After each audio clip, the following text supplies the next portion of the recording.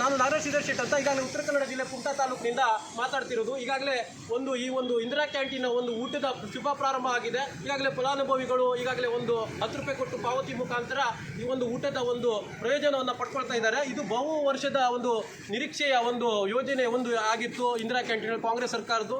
ಇದು ಈಗಾಗಲೇ ಸಫಲವಾಗಿದೆ. ಅದು ನಮ್ಗೆ ಭಾಳ ಖುಷಿ ಕೊಡ್ತಾ ಇದೆ. ಮತ್ತು ಮುಂದಿನ ದಿನಗಳಲ್ಲಿ ಹೆಚ್ಚಿನದಾಗಿ ಎಲ್ಲ ತಾಲೂಕುಗಳಿಗೆ ಈ ಕಾಂಗ್ರೆಸ್ ಸರ್ಕಾರ ಇದೊಂದು ಅವರಿಗೆ ಈ ವ್ಯವಸ್ಥೆಯನ್ನು ಕಲ್ಪಿಸಿಕೊಡ್ಬೇಕು. ಮತ್ತು ಮುಂದಿನ ದಿನಗಳಲ್ಲಿ ಹೆಚ್ಚಿನದಾಗಿ ಊಟದ ವ್ಯವಸ್ಥೆಯನ್ನು ಜನ ಹೆಚ್ಚು ಬರ್ತಾ ಹೋದಂಗೆ ಅವರು ಒಂದು ಹಸಿವಿನಿಂದ ಬಂದವರಿಗೆ ಒಂದು ಏನು ಇಂದಿರಾ ಕ್ಯಾಂಟೀನ್ ಅನ್ನೋದು ಒಂದು ಆಧಾರ ಸ್ತಂಭ ಆಗಬೇಕೇಳಿ ನಾವು ಈಗಾಗಲೇ ಕೇಳ್ಕೊಳ್ತಾ ಇದ್ದೀವಿ. ಕಾಂಗ್ರೆಸ್ ಸರ್ಕಾರಕ್ಕೂ ಧನ್ಯವಾದವನ್ನು ಹೇಳ್ತಾ ಇದ್ದೀವಿ. ಮತ್ತು ಅವರಿಗೂ ಕೂಡ ಒಂದು ಬೇಡಿಕೆಯನ್ನು ಇಡ್ತಾ ಇದ್ದೀವಿ. ಯಾಕಂದರೆ ಮುಂದಿನ ದಿನಗಳ ಹೆಚ್ಚಿದಾಗಿ ಒಂದು ಫಲಾನುಭವಿಗಳಿಗೆ ಊಟದ ವ್ಯವಸ್ಥೆಯನ್ನು ಕಲ್ಪಿಸಿಕೊಡಬೇಕು. ತಾವನ್ನು ಇದನ್ನು ನೋಡ್ಬೋದು ಎಲ್ಲ ರೀತಿಯಲ್ಲಿ. ಹೊಸದಾಗಿ ಇದು ಹೆಗ್ಡೆ ಕ್ರಾಸ್ನಲ್ಲಿ ಆಗ್ತದೆ.